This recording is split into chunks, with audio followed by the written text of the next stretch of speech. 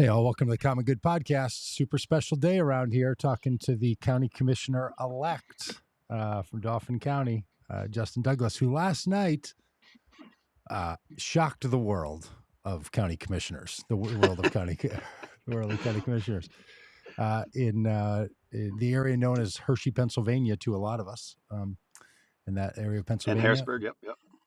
Justin won the county commissioner race, one of three people who were elected last night, and a bit of a shocker. Justin, congratulations that a Democrat and somebody new to politics like you pulled off a win. Yeah, it's well, we're just gonna pump the brakes for a quick second and just say, Great. we as of last night, we're ahead by 42 votes, and there's 42. a process in which all of the votes need to be counted, and there are things such as provisional ballots and overseas ballots that are going to come in, but we're really confident with our position, in the sense of like what we've accomplished is already unprecedented and historic for our county, and I'm not declaring victory. We're just declaring that this is no one expected this from us. I think there's a lot of people still very shell shocked about it, and I want to make sure that when I say no one expected this from us, I think no one expected this from the voters, and that's too bad. That's right. Because when we have candidates that champion the people turn out, and we. Yeah, Justin's in his car, as you can probably imagine, because things have gotten busy for somebody, even at a county commissioner level, to win a race. Justin's making a great point that we often say this, that a candidate won, but it's not like a candidate was doing something, right? It's not, I mean, politics is a little different than a game. It's not as if you scored a winning goal in the last moment or stopped someone. Voters did a thing. Other human beings did a thing. And those people did that thing where more than voted for you. Now, I'm sure a lot of people were refreshing their browser last night as I was sitting on the couch. And my wife is like, "What are you doing?" And I'm like, "Well, I'm refreshing my browser." And then this morning I see this. So this is the Dauphin County 2023 General Municipal Races page. And it at the top, it says shaded rows show winners per unofficial results because they need to certify them. Because what we do in this country, right, Justin, is we have elections and then people count them and then they certify them and then people stop complaining about it. That's America. Theoretically. Yeah, that's America. I did send Justin a funny text at like, I don't know, 8 o'clock or something when there was like 3%, 1% in, and he was ahead. And I said, tell him to stop the vote, stop the count. Just declare now. Declare now after the mail-ins have come in. You're good. Yeah, just declare now. But you pulled it off, and those numbers didn't change from last night. The 26,821 for you, and then the next person, Chad Saylor, who was a sitting commissioner. Is that right? Yes. All three of the incumbents were there. So yeah. I mean, you not only did you as an outsider win, not only you as a Democrat, which is unusual in the county commissioner race there in Dauphin County, win, but you replaced someone who had the power of incumbency. Had 26,779 votes, so it's 47 vote difference. So if 42. people say 42, thank you. Yeah, 42, if people say to themselves, maybe my vote doesn't matter. I don't know. Our little podcast might have bumped half of those 42 people into action, or every door you knocked on may have done it. Every conversation somebody have, every billboard you put up. So, all right. So tell me this. I do want to talk about what you're going to do as county commissioner and all that, because it's important. But I'm super into the machinations of all this. You don't, obviously, this is not the kind of race where you have a big campaign, but where were you last night and how were you getting the information of how the votes were coming in? Was it the same way that we were, refreshing a browser, or like just walk us back a few hours from, I don't know, 8 o'clock when polls closed there in the Harrisburg area of Pennsylvania? So polls closed and me and my buddy Steve, who's been a part of the campaign, went and got dinner. And then we headed to a party that was being hosted. And so at that party, all of the countywide slate was there and other candidates, local candidates and such. And so we just had an opportunity to kind of sit back and say, hey, we did everything we could. All of us kind of just it's been a lot. It's been a lot of hard work. I mean, I don't think people understand.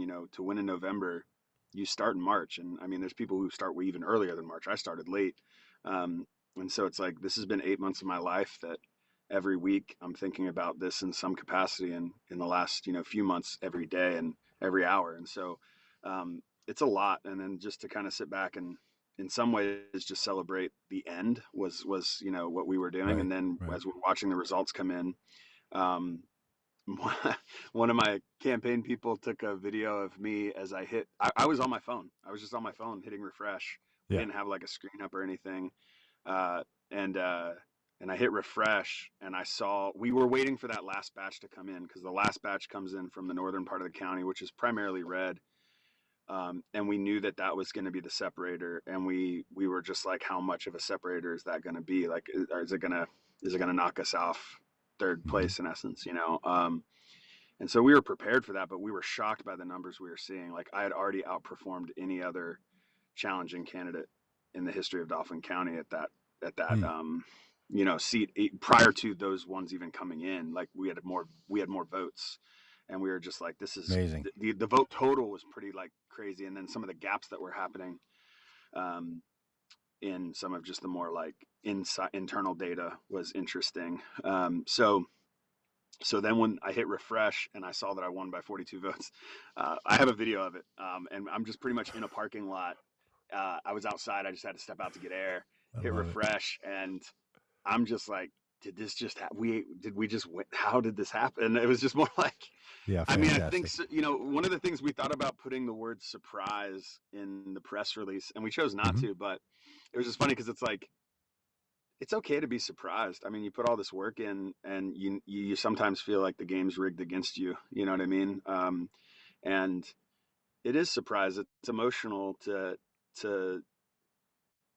Here's the deal. It's almost like this wave of um of hope, and not because I won, but because I'm like, man, we can really do this. Like, when people come together, share share a vision, you know, for connecting with voters.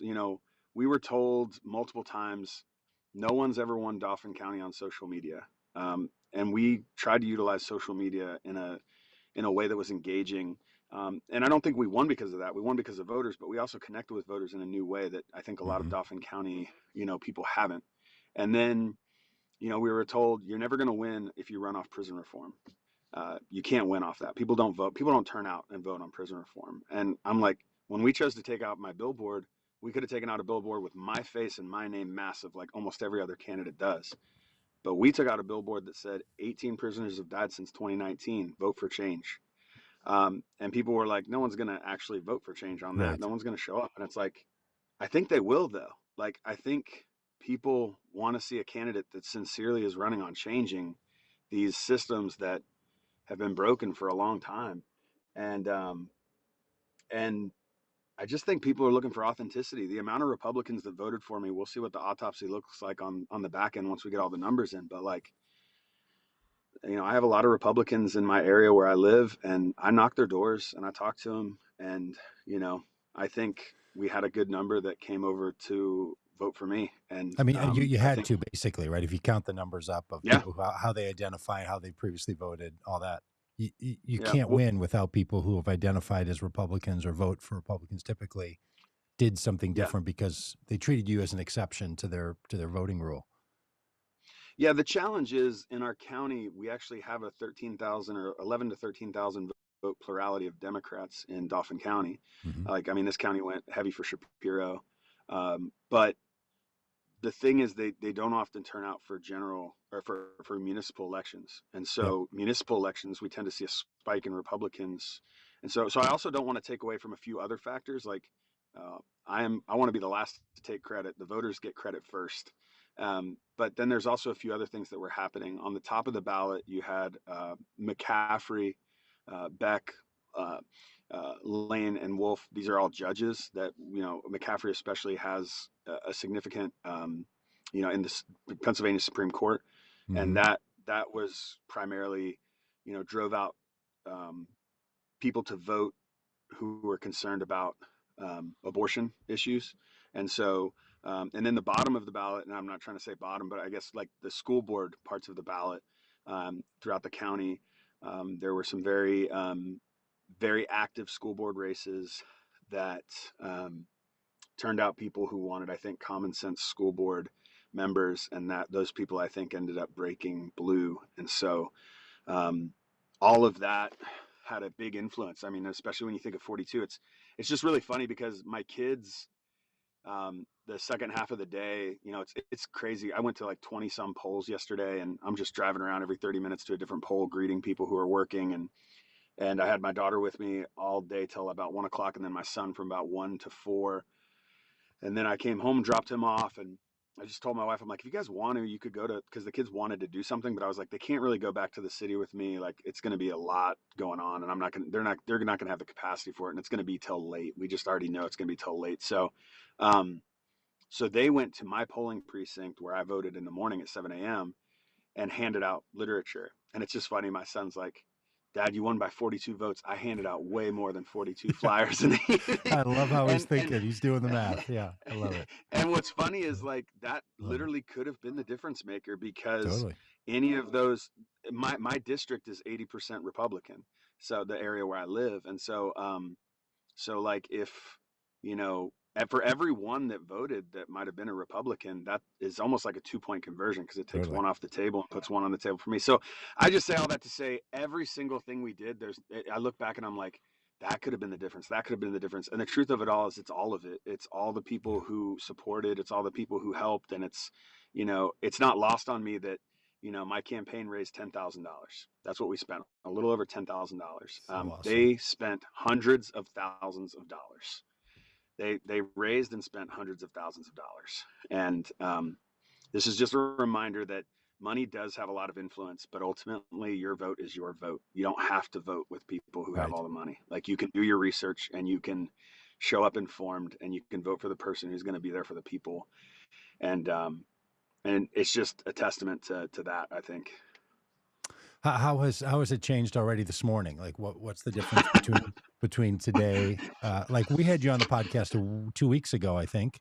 So this isn't different. This is old school for you, being a common good candidate and all, talking to us. But how, Yeah. how else is it? How else has it changed in the already?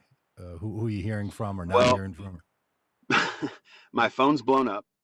Uh, like, I'm just trying, and some of that's just friends, but a lot of it's Yeah. also media. I've got a lot of media requests, and I just want to emphasize I'm here with you right now, um, because you're someone who gave me a platform to talk about this race. And obviously, we had a relationship. I've Hmm. supported Vote Common Good for a time.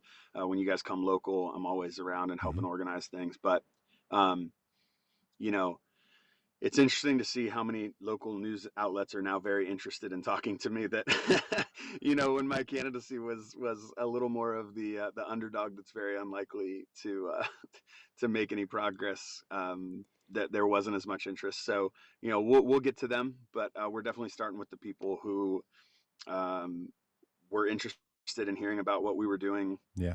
Back before we were successful. And again, obviously, we're charting this as success no matter what the outcome. We have a process now of election attorneys, and I might end up spending more in attorneys fees than I did on my campaign.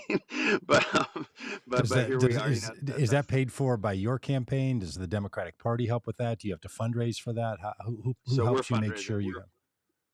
we're fundraising for that now, but I think now that I've you know now that the people have shown who they want in this seat, I think there's going to be a lot more access to funding that wasn't Sure. necessarily there during my candidacy. And so we'll see what that looks like. But ultimately, we feel like here's the deal. I believe in transparency and accountability when it comes to our elections, and in the end, um, like, I want to be patient. I could totally come on here right now and just like pound my chest and say victory Yeah. maybe, but um, I just think there's value in taking time and saying, let's make sure everything's right. Let's make sure every vote counts, because every vote in this county deserves to count, whether it's a provisional ballot, whether it's one of our men or women overseas who voted from there. And, it's going to take some time to get here. Those are all things that I think matter. And I believe that process will be finalized Monday. That's not when it'll be certified, but I believe that's when, those votes will be, in essence, start, like those will be processed, and things will Is there a start to make more recount? clarity. Is there recount stuff at a county commissioner level and municipal races when things are So this apparent, close? yeah. So we're still, to be honest, I got 2 hours of sleep last night, and Hmm. I've been told about a lot of different things. So I don't want to speak Okay. with like certainty on Yeah. anything. But what I will say is, I believe every race is technically recounted, or at least there's the certification process goes Yeah. through An some type audit of of some kind. Yeah. ensuring and auditing measures. So the question will be, how much of a legal process um, the incumbent that is Oh, they're behind wants for to sure gonna. wants to make it, and assuming that they want to make it a very legal process, we could be looking at a lot of legal fees. But assuming they maybe see the writing on the wall and um, maybe don't want to do that, we would be able to, you know, maybe avoid some legal fees. So we're just kind of waiting to see what happens Monday, and then from there, kind of what transpires next. 42 votes. Super amazing. Hey, people, on election days like yesterday, people nationally and all over are trying to find little data points to indicate something else. Lots of vote results are also indicators of other things. I'm guessing there in Pennsylvania, people are tallying up when Republicans did less well than they should, when Democrats did better than expected, that kind of thing, Mm-hmm. all to pretend to the future of voting, which often has a lot to do with the presidency. So have you heard from the White House is what I'm getting to. Have you heard from the Biden campaign where they've said, hey, Justin, we need you to help us lock down Pennsylvania? And I don't think I've. I don't think. I don't know. I have not. okay. And All right. my. I mean, they're probably buried in the texts that are unread right now. Sure. Joe's Sure. probably in there somewhere, and I'll get to him when I Yeah. get to him. I guess. No, I'm just kidding. Yeah. Yeah. It's I, I, I probably an it unknown is. It number is from important to say Baltimore. this is a historic. This is a historic election. Like, I Yeah. mean, we've never had two county commissioners in that are Dems in our county. In our history of our county, we've never had two Democratic county commissioners. So um, it's historic in that way. It's historic in the sense of, you know, the voter. I believe the voter turnout is in some ways historic. Certainly turnout for Dems. Hey, Like, why just is this it's election it's a lot. happening now in an off, what's often referred to as an off year? It's off the typical pattern of congressional and Yeah. Senate.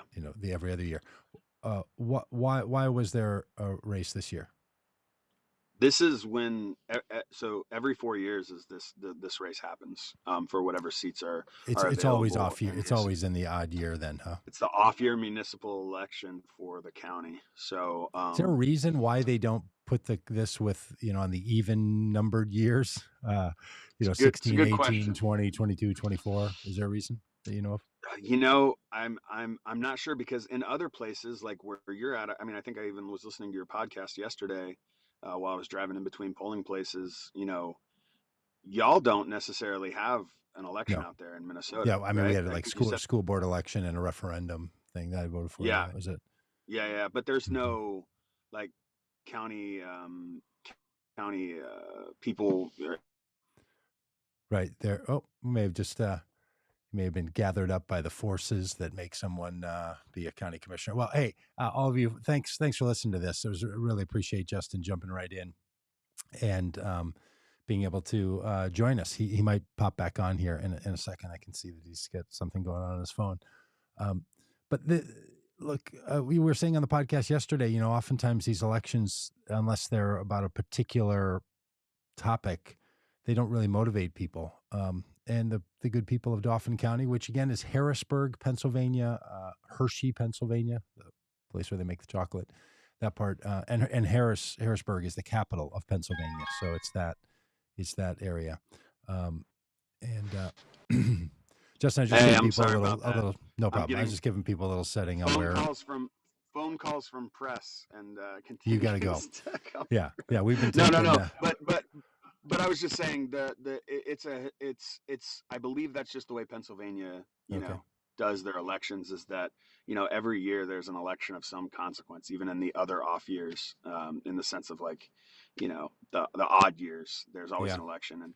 And in a lot of ways, it's a great opportunity to keep voters engaged, and just know that, in essence, every 6 months there's an election.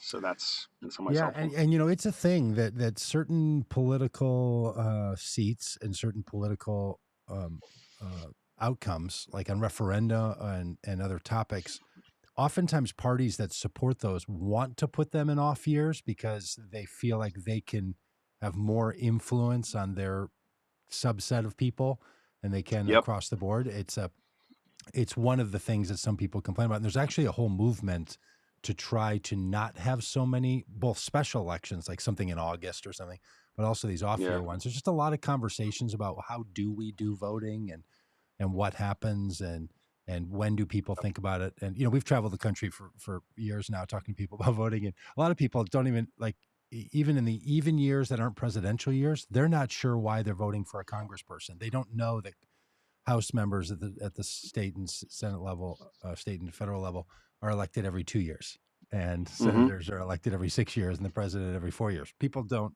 Not everyone. Yep. Not everyone keeps up. And then when you have another 4 year term, like you've just won, but that's set on the off years, this can just all get it. It gets a little bit. It feels like you're in a math class for people, and people were It's promised that it's very democracy would have no confusing. math. Yeah. It's very confusing, and I'll say this: I'm not, you know, I don't come from the world of politics. I come from the world of pastoring, and you know, at times you almost wonder if it's intentionally confusing when Yeah. I'm having to spend more time explaining why we have three Dauphin County commissioners and what they do, because you don't know, more than I'm actually explaining what I want to do. Like, Yeah. and I think that's part of what my campaign did help people do too, is that we help people understand what a Dauphin County commissioner does. And that gave people, I think, help them feel a little more empowered to be like, oh, this matters. Like, and sometimes transparency looks like education, Yeah. looks like educating people. And that's something that we really tried to emphasize through, even just if you go to our website, douglasfordauphin.com, Yeah. you'll even just see we have a whole page that's just like, hey, here's what a county commissioner I actually love it. does. Like, I love it so much. It's one of the things that I've worked. and if you do that. I've tried to help people with a bunch of campaigns, and one of the things I always ask them is, will you please make part of your campaign an educational component that tells people not Yes. only how they vote, but what you do and Yep. how many people currently represent this one voter, right? Obviously, a president and a House member and two senators. And then you kind of repeat that at the state level with a governor and a senator and a House member. And then you'll have a mayor, and then you might have a city council members, but then you also have a county. So now you have county commit. There's a lot of people who represent each and every one of us, right? And Yeah.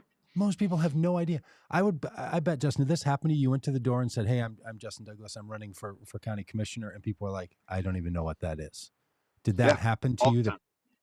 Oh, did that happen to me? That happened to Yeah, me almost the majority of the time. yeah, So like I think it's important that love it. I opened with, um, are you aware of what a county commissioner does? I'd love to just give you a brief explanation of what a county commissioner does.